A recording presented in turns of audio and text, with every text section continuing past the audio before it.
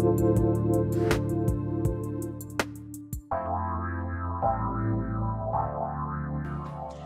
everybody, welcome. It's so great to have all of you tune us in and turn us on. Yeah, I got to tell you, this is a rockin' it show. And actually, it's a rockin' it 2 hours coming up. You know, every once in a while, what happens is you get to have a reflection on your life through the eyes of other people. And when I think about James Purpura joining me here today, when I think about James and his story and what he's created, and the book and the movie and the message, most importantly, the message about perception, seeing is not believing. I've thought about this and what it means to evolve with that understanding. And he and I were just chit chatting a moment before we came on. And what I realized is that after reading the book and watching the movie, we're going to talk about all of that, that there's something in each of us, right, that is so powerful, yet so understated, if we let it be understated, that it becomes the showstopper in our life. I don't mean like a little showstopper. So let me tell you what I'm talking about. Like, this is the layers of crust we talked about in 2003 with crust busting. This is the thing that will say to us, you are going to never, ever be anything than more than what anybody ever said you were going to be. And then you live your life. And guess what shows up? That's what you become. You become that person that barely graduates high school, if you even do, gets arrested, has a family of folks that you hang out with. Everybody's an addict. They're selling it. They're using it. Your mom commits suicide. And then ultimately you think, maybe that's for me too. Well, that's not exactly James's story. That's not exactly the story we're going to tell today. But what happens when you're that kid and you find yourself one day with these iron bars that you're looking through? Is that your moment of epiphany? Is that your bottom? Or is it more than that? You know, today I'm so thrilled to introduce you to someone who has taken a perspective on life through the lens of perception. Perception is one of these things that we joke about, we kid about, we have funny little sayings that have to do with perception, right? You know, show me I'm from Missouri or something like that. But when it comes to understanding life, there has never been a more exact outline, invitation, proposition, and transformative blueprint than what James has created in Perception, Seeing is Not Believing. And today, you're going to find out why. Because if you find yourself locked up in jail or homeless on the street and you don't think you can make it, get ready to hear how that could change. James, it's great to have you here. It's great to be here. Boy, that guy sounds cool. Can't wait to meet him. Who is he? Is he coming in next? Right? I gotta tell Linda, we gotta get that guy signed up. Yeah, I want to interview that guy. He sounds dreamy. But Anyway, let's thank you just so talk much. about, yeah, look, thank you. Look, people ask me, and I'm going to ask you the same question. People say to me, even today, what the heck are you doing? Why are you out there taking this message out there? Why are you doing what you're doing, Pat? You could be like retiring somewhere. That's the way they see my life. It's not the way I see it. I want to ask you this. I've been asking a question for 16 years, and it's this one. If I had to ask you, James, what are some of the challenges? What are some of the obstacles that you have overcome? And there are many in this book. What are some of them that brought you to this very moment? I mean, I kind of think I did all the things when it came to obstacles, right? I've made all the mistakes. For me, it's really understanding that I mean, look, I've been to jail, I've been homeless, I've been a drug addict, I was in solitary confinement. I was massively abused as a child, I was massively bullied as a teenager. I this led to, this place. But that's not the end of the story, right? And so, you know, I think it's so easy to talk about our trauma and all the things that we've experienced, but if that's the end of the story, if there's no but at the end, then then then you're not living the fullness of life, right? We all have challenges. The question is, do those challenges define who we are? And that was actually the very question I asked myself in jail, because I want you to think about it. I'm sitting in solitary confinement, right? And used to write these really long lists of people I'd felt like had harmed me.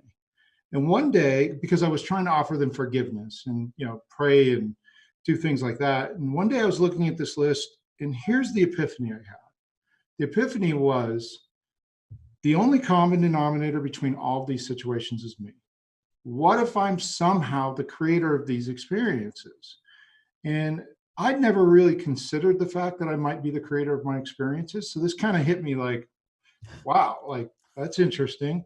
And so I thought about what that meant for a minute, and I thought, well, I couldn't have created some of the experience and not others. I either created all of it or none of it. And as I tossed those two questions around, I thought, well, if I created none of the experiences, that meant the world really was a terrible place, and I probably didn't want to live anymore because I had a pretty terrible life to that point.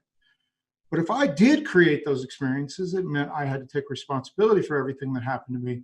But it also meant that if I could figure out how I created those experiences, that I could create the life that I desired in its place. And so that's where my journey started, with a question. How did I chose on that day that I was the creator of my experiences. I was going to figure out how I did that. And that's where I started was, what does it take to create these experiences? How did I create all this bad stuff for myself? You know, I got to ask you this question too, because, we're going to talk about not only the book, but there's so much that you all have created, right? Um, I am one of these people that I think about this, and I joke about this a lot. I think you're going to relate to this. I joke about this. I had one of those high school reunion things, right? Like way back in the day that I graduated high school. So they had like the big high school reunion thing. And so the organizer finds me because my name is out there, but as Dr. Pat, not as Dr. Pat Baccili, not as Baccili, my last name. Nobody can say it, nobody can spell it. And by the way, I lived in a childhood being teased about that name, right? Right. So here we are, and they find me and they say, "Are you Patricia Baccili from Plainfield High School?" And I said, "Yeah, that's me." And the woman that's organizing, and I want you to comment on this and relate to it, because this is in your book as well and in the movie. So the woman says, "Are you alive? Really alive?" And I said, "Yeah, you're like talking to me now. I'm alive." She said, "We thought you were arrested, sent to jail, and dead, that you were homeless and you got killed." And and the woman said to me very calmly and peacefully, she said to me, "How did you save yourself?" And I have been thinking about that question and up until reading your book. How did you save yourself? And I find that interesting. So I'm going to ask you that question. How did you save yourself? How did you save yourself, James? Well, so here's what I decided on that day. So I started thinking about that idea, right? Um, I decided that I was the creator of my experience. So I had to ask myself a couple of questions, right? The first question was, did my trauma in my childhood define my life? Is that what created my life? And if the answer to that question was yes, then I'm stuck forever because I can't go back and change the trauma, right? Nope. No, And no. so I was like, well, let me see. Has everybody who's ever experienced trauma allowed it to destroy them? And the answer to that question is no. So it couldn't have been the trauma that created my life. And so I thought, well, what was it? And here's what I came to, and this is how I saved myself, of the understanding of that it was what I chose to believe about myself, having lived through the trauma, that created everything that happened after that. And so when I talk about ownership, when I talk about responsibility, when I talk about fault, here's where people get messed up. Is people are like, hey, I've had bad things happen to me. And it's true. Bad things happen to good people. But that's not what defines your experience, right? We all have bad things that happen to us. And when you take ownership, you never take ownership for the other person's part in it. That's their responsibility. You only take ownership in what you chose to believe about yourself, having lived through that abuse. And so the abusive situation I was in was I was in kindergarten and I had some pretty severe learning disabilities. My teacher would call me stupid every day, and she'd make the whole class call me stupid every day for my kindergarten year. And so I chose to believe that I was smart. I mean, stupid. I chose to believe that I was not good enough. I chose to believe that I wasn't, that I just wasn't, good enough and a good person. And so oftentimes when I tell that story, they go, "Oh no, don't do that. You were only 5 years old." And I'm like, stop taking my power away. Like, really, like, stop taking my power away. Because if you take away that it wasn't my choice, then I have no power. And so even though I was 5 years old and I made the best decision I could with the information that was available to me, it was still my choice. The cool thing is that I can always go back and choose to believe something different. And that's how I saved my life, is that I started shifting and changing the beliefs that I had about myself and the world around me based on my past experiences. And so the underlying theory around perception is what you feel and believe on the inside is projected on the outside. That's what we're interacting with. So your life is literally a reflection of what's going on inside of you. And so I saved my life by changing my interpretation of who I was, what I was capable of, and what the world was. I telling you, I got to tell you, we probably are twins from another mother or something, because I think about this and I was reading this. It's interesting. When I tell people, James, that I used to stutter as a kid, they look at me like that's impossible. And, so there's a story that you just shared. And I want to take a break. And when we come back, actually, I'm going to skip the break. I want to talk about what you just said, but in the context of the modern day hero's journey that you put in the book. Because when I looked at this, I thought to myself, uh, what if, and I know this has got to be part of your message, what if people could learn this? See, when I tell my story just the way you did about my childhood being in Catholic boarding school at a very young age, claiming that I heard God tell me that my mother was with him and find out that she was, going through being beaten every night, literally naked, beaten every night in that institution. And then I tell a different story. I get accused of not taking the pain of my childhood seriously. Now, has anybody ever tried to say that to you? Well, I think yes, in the sense of people want. So here's the question that defines what you're saying: is life fair? And let me let everybody off the hook. Life is, in fact, not fair. It's not fair, right? You're a woman, so therefore you get treated differently, and wage gaps and racial discrimination and sexual discrimination. All of these things exist. But that's not the question. The real question is, does believing that life is not fair serve you? Yeah. And the answer is that it doesn't. There is no prize for being the biggest victim, for having the most traumatic story. It's interesting because when we wrote this book, we filmed this movie. Before the movie came out, I had to sit down my teenage kids and tell them all the stories. I had to tell them I was in jail. Yeah, I had to yeah, tell them that I was a drug addict, yeah. because I had disconnected from that story so much, like you did. It's like nobody had any idea. I mean, like my neighbors and people who hear it now, they're like, They just see me as this really successful businessman they all assume I came from money, right? Because Right. I've never talked about those things. And so, the question is that what is the past there for?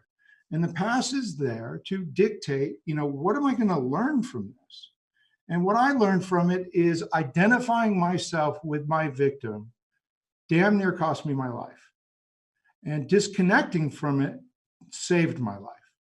And so the only reason I'm telling the story today is to help save other people's lives. Exactly. And you said it so beautifully, but more importantly, you shared this in the book and the movie in a way that the everyday person will get it. And the reason I want to acknowledge you for that is because there have been so many times before where people have been out there with the goal of selling you something to improve your self esteem or to improve your self confidence. But one of the things I love about your journey and what you provide, there are three things that are so important. I mean, there's so much more I could talk with you about, but there are three. One, I love the way you depict this modern day hero, right? I love that. Number two, I love that when you get to talk about these three components, and I love the Venn diagram in the book. My gosh, I just love.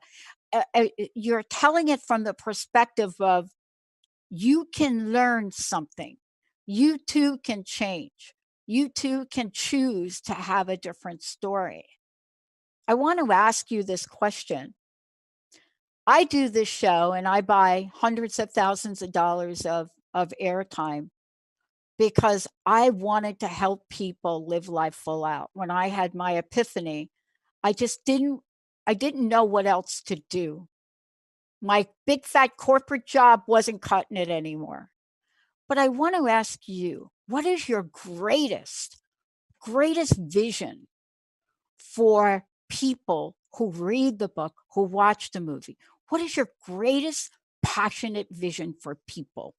So, so let me, I'm going to back up a little bit. So just to align my story with your story. So, a couple of years ago, my wife and I sold our worldwide technology company for millions and millions and millions, tens of millions of dollars, right? And so it was like, what are we going to do now, right? And as a part of our climb out of the gutter to the top, we developed these theories about perception and emotions. And so the question was, do we want to retire? And the next question was, is this the world that I want my children and grandchildren to grow up in? And the answer was no. And I felt like if I had the means, then I have the responsibility. And so I have to articulate the problem that I think we currently face in this personal development world, right? Yeah. There's a couple of inherent problems. The first one is they don't give you information. They tell you what to do. So it's like, oh, you want to be rich or famous? Follow me. I have all the answers. First of all, if somebody tells you they have all the answers, run in the other direction, right? They don't, right? The answers are inside of you. And so it's like, well, how do I find those answers? That's problem number one. And so the other problem in my estimation is that we have this inherent problem. We have the spiritual community and we have the creative, money community. So it's like, well, what do we have? We have rich people that are miserable, right? Who choose the path of, wealth and creativity or whatever. And then we have spiritual people who are happy and have a sense of well-being, but they're broken sick, right? And the question is, why can't we have both? And we can have both, right? And we can actually get those things at the same time. And so we've been made to choose. Do I want to be happy or do I want things? That shouldn't be a choice. And so the inherent problem that I was having, it's like, hey, you want the life of your dreams? Follow me. And so I'm all about understanding the underlying principles.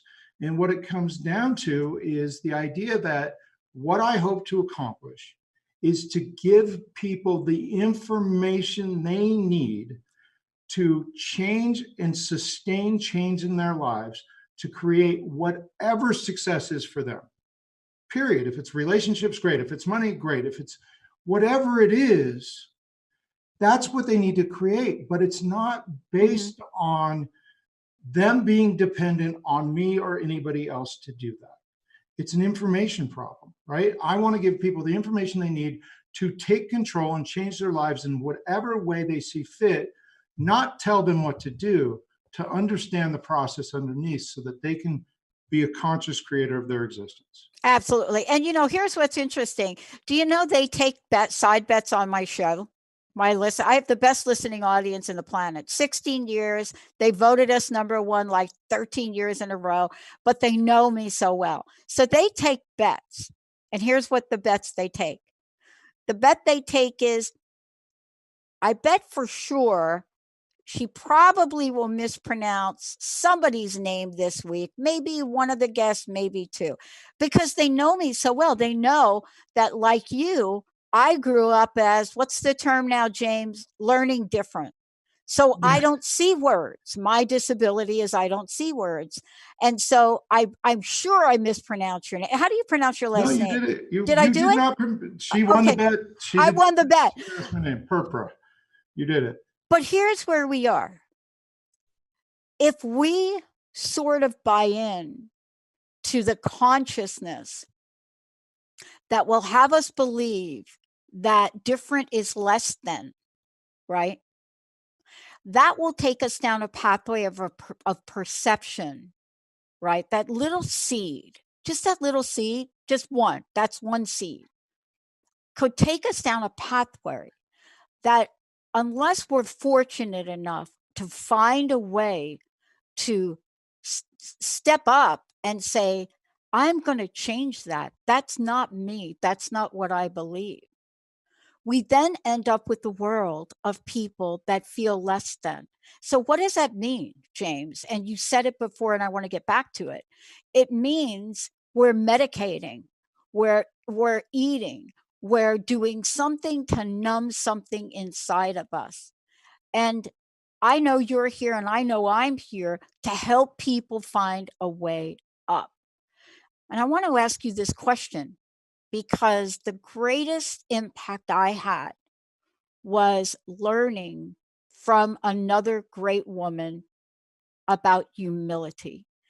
And the quote that she would use for me was, humility is not thinking less of yourself, Pat. It's thinking of yourself less. And I know somebody said that, but I'm not sure who.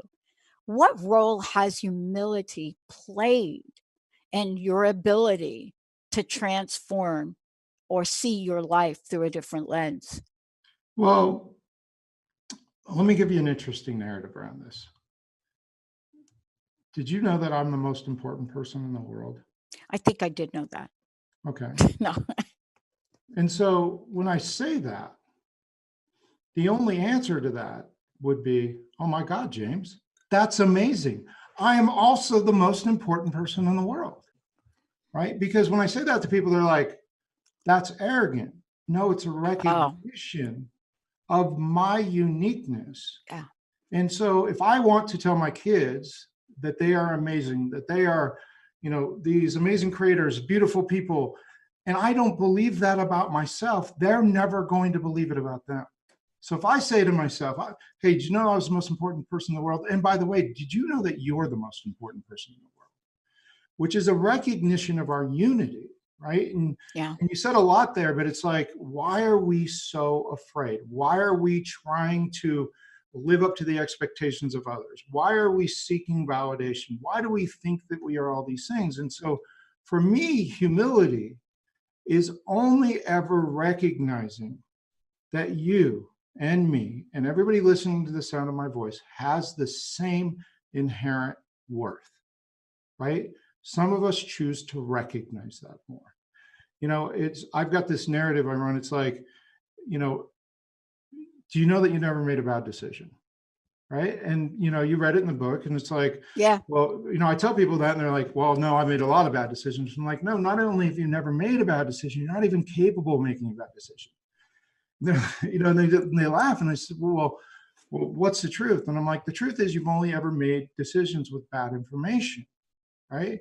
And they're like, well, that's phonetics. No, it's not phonetics. And here's why it's important, is because we all make decisions the same way, right? Is that We look at all the available information and we make the best decision we can with the information that's available to us, even if it doesn't turn out the way we want it to. And the reason that's important is because it means there's nothing wrong with you. A bad decision would be making a decision that you know at the time you're making it is not in your best interest.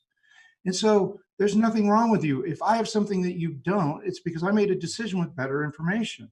And so it's no secret that good decisions lead to good, good information leads to good decisions, leads to good outcomes. And, faulty information leads to faulty decisions, leads to faulty outcomes. And so here's what I'm going to tell you. The problem is not you. You have all the capabilities that I have.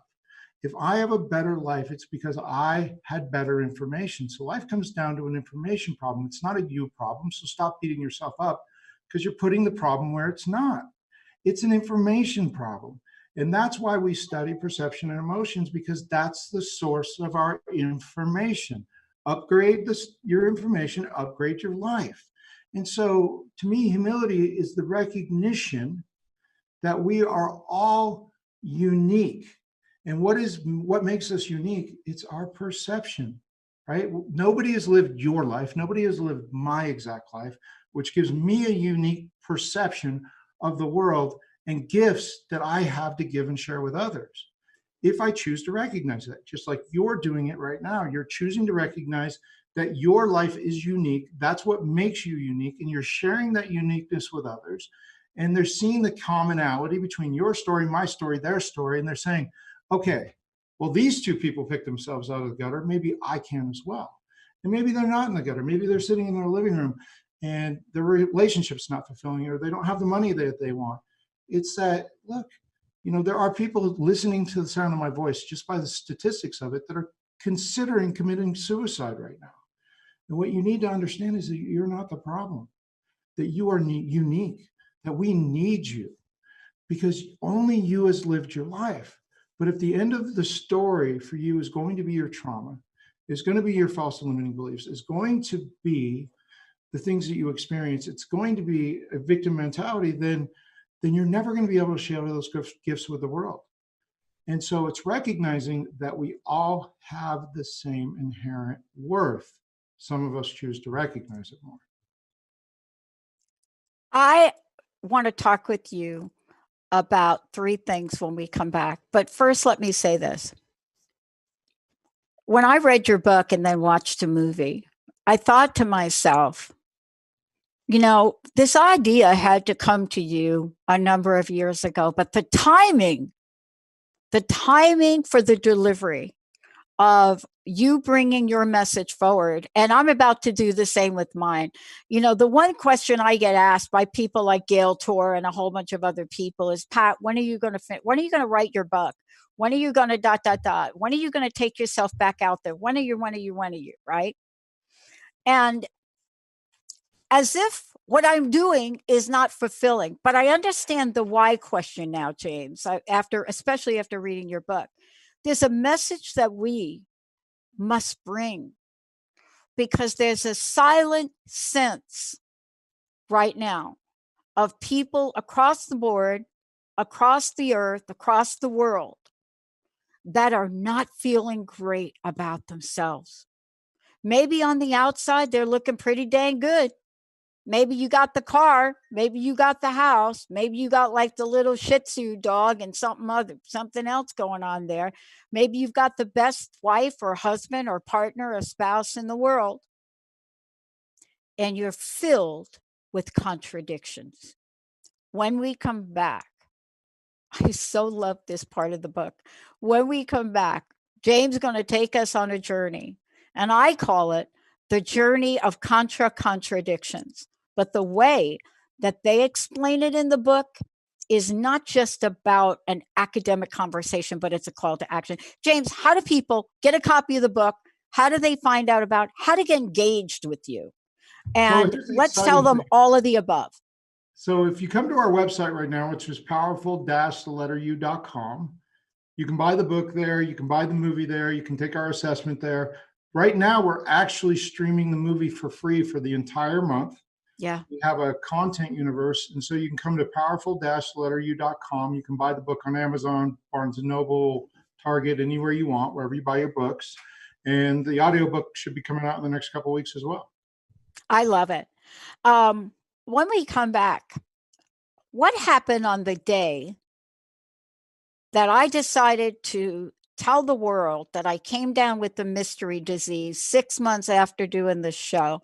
And somebody said to me, "Don't you feel like a contradiction?" I had to look the word up. Stay tuned. We'll be right back.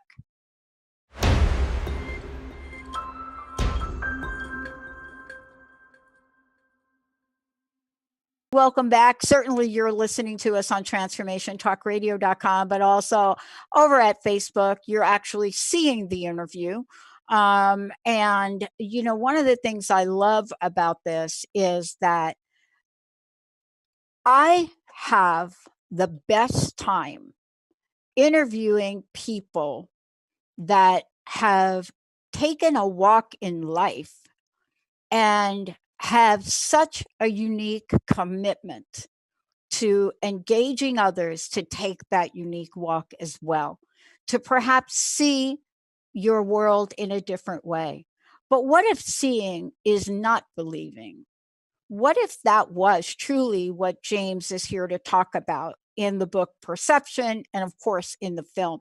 James, before we get into contradictions and these concepts that you have about change, one more time, how do they get information about how do they buy the book? How can they sign up for the app, the movie, all of the above?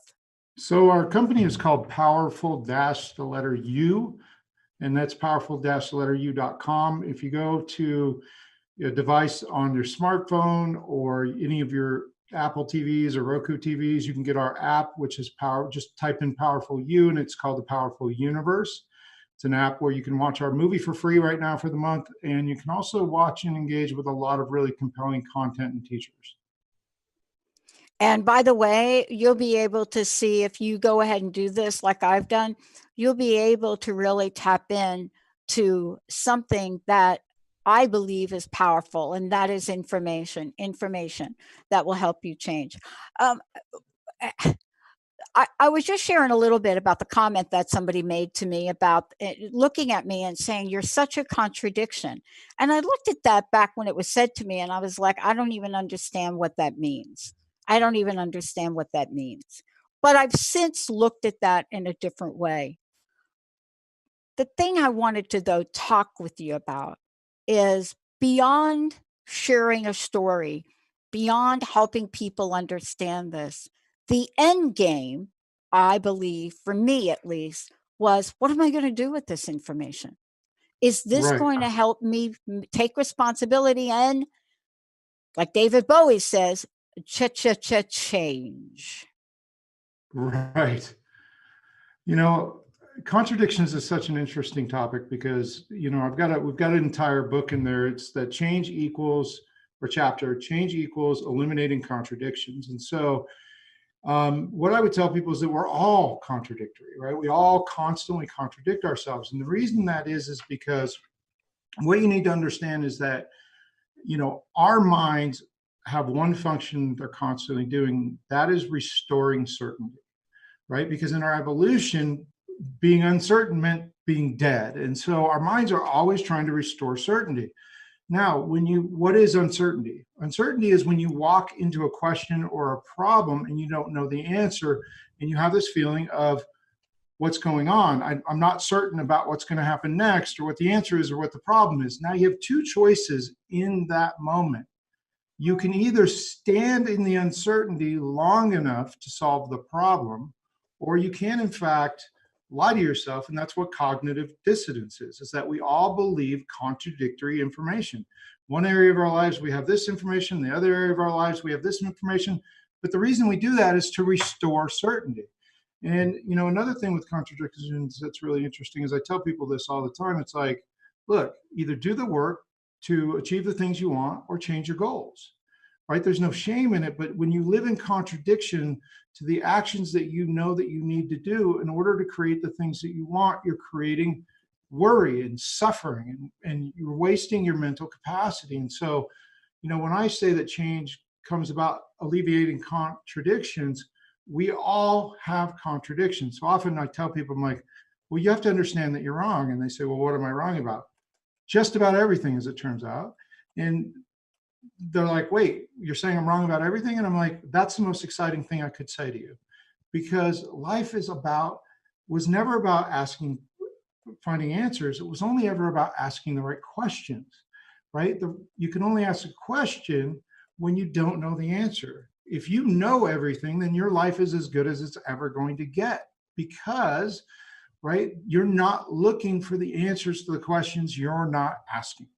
And so for me, that's about questioning everything. I believed that I was stupid. I believed that I was not good enough. And we all have these fears. You talked about it a little bit earlier. It's like, why is everybody sad? Why is everybody addicted? Why is everybody depressed? And it's because of fear, right? And so we talk in the book, and I ask people all the time, like, do you know what your biggest fear is, right? And they're like, I don't know, right? But it turns out we all have the same biggest fear. Now we could do an experiment. Do you want to do an experiment? Yeah. Okay. I love experiments. All right. We're going to do an experiment on the phone, and that's going to teach people what their biggest fear is. So I would welcome all of your listeners to go along with us. So as I ask you these questions, I'm asking everybody these questions. Let me ask you a question. Do you know something that makes you mad? Okay. Yes. Could you bring up that anger right now? Yes. Okay. So close your eyes and bring up that anger. You got it? I got it. So where in your body is that anger showing up? Like in my throat. Okay. It's a great place for it to show up. Now, here's what I would like you to do. I would like you to feel into the pain in your throat. This is a feeling thing, not a thinking thing. And there's actually an early childhood memory attached to that pain. Let me know when you have it. Yeah, I got it. Okay. So open your eyes. So everybody else who's listening to us, do the same thing that we just did. So can I ask you what made you mad to begin with? What was the thing that made you mad? How silenced I feel, and I believe others feel, under this administration. Okay, so politics. It's a good thing, right? Yeah. Make people mad. A lot of people get mad about it. So let me ask you another question. The early childhood memory, are you comfortable with sharing that in front of your audience? Oh, there's no question about it. And, my early childhood memory that really felt the same was when I was in Catholic boarding school. So first of all, I was put in Catholic boarding school because my mom was sick. But I now know my mom was an alcoholic, and she was prescribed prescription drugs to keep her quiet, right? Right. So the idea always was, my nickname, by the way, as a kid was Pat the Brat. Right. Love that name. But I was silenced a lot because mommy's sick. Don't be active. So then they shipped me off to Catholic boarding school. What do you think Dominican nuns do most of the time? They don't talk. Right. So every night when we all went to bed and I was on my bunk, what I would do every night, I would jump up and down on the bed and just laugh, and totally. And I knew after the first night I was going to get beat for it. And every night I kept doing it. And so, the idea of silencing people, and you know what, it's ironic. I just thought about this. I hadn't thought about this. Isn't it interesting that what I do for a profession is not just talk, but I'm a catalyst for other people's voice. Right. So let's talk about what happened. Yeah. Okay. So I've done that experiment with hundreds and hundreds of people. And the early childhood memory that always comes up for people is the first time they felt powerless, the first time they felt rejected, the first time they felt like they weren't good enough, the first time they felt like they weren't heard, or they were forced to do something they didn't want to do. And so the question is why, and it comes back to the question of what's our biggest fear. And this is where people really need to listen, because our biggest fear is death, right? But there is 3 forms of death that we fear. And I wrote this in the book. The first form of death that we fear is the fear of uncertainty, the fear of potential death. We know this is in our DNA. And so when we existed in tribes, right, there was this idea that we wouldn't go from one valley to the other unless the fear of death was greater from staying than going. And so anytime that you had to take on the fear of potential death, it created the fear of uncertainty. The second form of death that we fear is we fear instant death. But fortunate enough for us as a species, there's been many, many people who've died who've mapped out what instant death looks like, so we don't do things that'll kill us. But the third form of death, and the most scariest by far, is ugly death. We fear ugly death. You hear people say it all the time. I don't mind dying, I just don't want to suffer. Yeah, And so it's exactly. suffering. But there is an equivalent in our DNA to ugly death, and that is rejection, powerlessness. And so essentially what we've discovered through our work is that by taking people through this process is the thing that triggers the fear of ugly death inside of us is this feeling of powerlessness. It's this feeling of rejection. And here's why it makes sense. When we existed in tribes, they didn't have a word for I. There was only we, because there was no survival outside of the pack, right? And so when we got rejected from the pack or expelled from the pack, it meant that we were going to die, and it was going to be ugly because we were going to be eaten. And so what was the way? Now gets really interesting because we're going to talk to everybody's fears. Well, there's only two ways to live in that scenario. And the first way you live is to gain acceptance of the pack, right? Yeah. And so you want people to accept you. The second way to live is to take control of the pack. Now, I want you to look at the world around you and all the people who are miserable and sad and different things, and all the people who are trying to act like each other, and all the people who, in fact, are trying to control their situations. Every problem in the world comes down to this. The moment you were rejected or felt powerless as a child, that was the introduction of fear into your life. And it kicked off a primal program. And the primal program is this: the fight for my survival is now on. Whatever I am is not good enough, right? So I need to become something different. And this is when the ego comes up and spins up a persona and says, well, how about this? Is this good enough? Well, that's not good enough either. And so what it starts is the control validation cycle. So why is social media so popular? It's because it's a massive validation machine. Please validate me. Please validate me. Please validate me. Right? And if you can't gain validation, you try to gain control. And if you don't feel like you can gain either, or the battle seems too exhausting, you check out through suicide or addiction. And so the nightmare that's running on our planet right now is everybody's either fighting for validation or fighting for control. And that's why nobody wants to be unique, because they just want to be accepted. What do I need to do to be accepted? I need to be like you. So I'm going to act like I'm like you so that you accept me. But the problem is the validation's never enough, is because we're not actually seeking validation for who we are. We're seeking validation for who we aren't. Because once our ego takes over and starts spinning up personas, we're trying to seek validation for a persona. The most unique version of us, who's now buried under 1,000 personas, right, is the only thing we know is that version's not good enough. So we're running full speed away from what we are, trying to become what we're not. And so I have a saying, and the saying is that what if you're everything that you think that you're not, and nothing that you think that you are? And I can prove that's the most likely scenario, because the truth is from the moment that fear was introduced into your life, that fear has impacted every single situation. So when I ask people to bring up anger in their current life, it doesn't matter if they're cut off in traffic, their neighbor's dog poops in their yard, politics, it doesn't matter. It always goes back to the same spot. And that's the first time that they were rejected or felt powerless or was beaten, and they felt like they weren't good enough. The point when their ego took over, this is the separation that every spiritual tradition talks about. Now, what's the lie?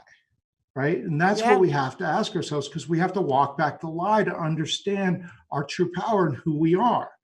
Well, there's a couple lies floating around. The first one is, Dr. Pat, I can come over to your house, I can take away all your stuff and all of those things, and I can kick you outside. Are you going to survive? Yes. So our survival is no longer at stake. So survival is in fact the lie. And so from the moment that you were rejected, you've been fighting for your survival, but survival is no longer on the table. So survival is a lie, which means fear, in fact, is a lie, right? And that's where we really get into the fact that, even though that we go to the grocery store, for groceries, we're still 100% dependent on each other. You still have people who love and accept you. You're still a part of the we, right? And so it's like people have been homeless for 50 years. You don't actually have to do anything in order to survive, Yeah. but you are fighting a false battle. And so the first thing you have to recognize is that this narrative that's running inside of you, that your survival is at stake, is a lie, which makes fear a lie. And the other part that you need to understand is that you are in fact safe, right? Being rejected as a child or being beaten in a Catholic monastery, whatever it is, doesn't put your survival at risk. So we have to turn off that survival mechanism that's running inside of all of us. You know, I was talking to this company in Europe and they want to do the next Live Aid, and they're like, we're going to do all this great stuff and donate this money to the environment. I'm like, you're wasting your money. They're like, what do you mean? You don't like the environment? I'm like, I love the environment. Until we can teach people to come out of pain at scale and break this survival program that's running inside of them, people will never think long term. They don't care. They don't care because it's like, hey, you know, Dr. Pat, that's great that you have money and your survival is assured, but I'm fighting for myself over here. That's right. I don't have time to think about the environment or anything other than my fight. And so the question is, you know, what's the fear that you've adopted in that moment? You know, you're getting beat every night. And so that fear, it shows up in women all the time in their throat, in their heart, is that somebody tried to take away your voice. And so from that point forward, you've been fighting for your voice, right? Which has led you to what you're doing today. I need to have a voice, but you still feel powerless in this moment because you feel like your voice is being quashed by an administration that might be unfair. So the question is, does that belief serve you? Does that fear serve you? And so this is a great question. I love it because I think about it and I'm very aware of this. So here's the thing I love about what you've just done. And I hope people have listened to this and have applied it. Does that fear serve me? Even though I'm aware of it, right? And here's how it serves me. I'm so acutely aware of it that there are things that I do that I used to be afraid to do. Like this morning, I called the governor's office. I don't think I would have done that a bunch of years ago. I think the idea of calling Jay Inslee's office and saying, dude, I don't understand what you just did, right? And it's a very simple thing. I said, I commend you for what you're doing about the virus in this state, but it's common sense that's not working. And it was around something small. It was they're going to waive the penalty for small businesses that file their enormous tax in this state late, but only if you haven't been late in 18 months. And I called them and I said, just want to give you a sanity check. The people that have been late, those are the people that really need the break. Right. And, you know, it was interesting. I mean, I was like, I don't explain to me how you're going to reward people that are not struggling to keep their business afloat. And so you could hear a pin drop on the phone. But you see, I think when I answer your question, how has that served me? I'm not silenced today. You know, I'm aware. So here's the today. question. But the fear is, right? And so to this point, from the time you were beaten at monastery till right this second, the fear, right, of being silenced has been driving your behavior and has served as fuel. Let me ask you a question. Sure. Is there a more powerful fuel than fear? Yeah. What is it? Love. Love. Love is the most powerful fuel. Right. And so if you can start speaking, instead of speaking the voice of fear, if you can start speaking the voice of love, that would be more powerful. So in fact, it has served you to this point, but does it serve you moving forward? And the answer is no. And so I got a question. Why don't we go into your throat? Let's lift that. Well, we've got 2 minutes left, but let me say something interesting, which you may not know about. The network that I own and the show that I do is called a Positive Talk Radio Network and a Positive Talk Radio Show. We don't talk hate. We don't talk anger. Oh, I We know, no, talk, no, no. I know that. No, I know that. I but know it that. took me a long time to get there, right? Right, But but that let's do the disruption in clearing. your throat, Yeah. that needs that we have the ability to move that out. Let's do it right now. But let me thank you for today because I Okay. know that Benny's going to hit that button. Thank you Okay. so So much. I hope everybody you'll who come back. so we're gonna do how much time we got? So give me an exact time. We've got 1 minute. 1 minute. I You know. know what? We Minute and a don't we half. don't actually Minute and have a half. time. Benny, I two don't want to. minutes. Benny, Yes. two. Yes. 2 minutes. Okay, let's do 2 minutes. Close your eyes, bring up that feeling. I want you to find yourself just after you got beat in the monastery, the younger version of yourself. And this is what I would like you to do. You're alone. I'd like you to sit down in the bed next to your younger self. And I would like you to tell yourself that it's okay and that you're good enough and that you have a voice. And I want you to give yourself the love you needed in that moment, not to be scared, right? And feel that. And then I want you to be grateful for that fear that younger version of you adopted. And every version of you at this point has put forward, and feel that fear. And then just release the fear by feeling the pain in your throat and just breathing love into it and just allowing it to release. You'll feel it release. Just kind of nod your head as it. You have to allow yourself to process the feeling fully. And so that's you're moving love into a place where there was once fear. Do you know the thing that you love the most in the world right now? Yeah, I do. Can you put that thing in your heart really quick? We're going to do one more thing. Okay, so I want you to feel that in your heart. Close your eyes. Feel the thing that you love the most in the world right now. Now, I'd like you to go back to that younger version of yourself, and I'd like you to tell her that you miss her, and that life has been no fun without her. And because of her strength, you have an incredible life right now, and you have the ability to protect her. And I want you to move her into your heart, right next to the thing that you love most in the world right now. And I want you to embrace every version of yourself between her and them. And I want you to know that you are powerful. And that you have an amazing life, and that all versions of you have an incredible opportunity to heal. Thank you so much for having me on your show. Wow, thank you. Hope that you is an enormous feeling, by the way. Isn't it? You can probably hear the white noise in your head really loud. Oh my gosh. It all lifts. You process. What we basically did was we went into a past experience, we input a new emotion. So the next time your perception pulls that experience to dictate what's going to happen next, that it will have no emotional impact. But I have such an emotional and energetic visualization of those two things, that young child and that thing I love most, sitting on the bed together. That is an image that will stay with me forever. I can't thank you enough for that, James. I'll come back anytime. Thank you so much for spreading love and positivity in the world. And thank you so much for the work that you're doing. I hope you will come back. Anytime. I love it. I wanted to say to everybody, please get a copy of the book. There's so much here. We will have James come back and talk more about it. Perception, seeing is not believing, but more than this as well, go to his website, make sure you download the app and watch the movie.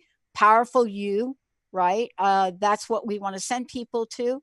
Powerful-u.com. We'll see you in a minute, everybody.